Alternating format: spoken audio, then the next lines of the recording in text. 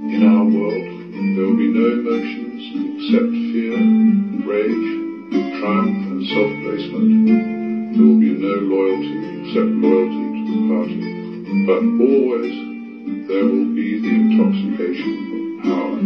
If you want a picture of the future, imagine a boot stamping on a human face forever.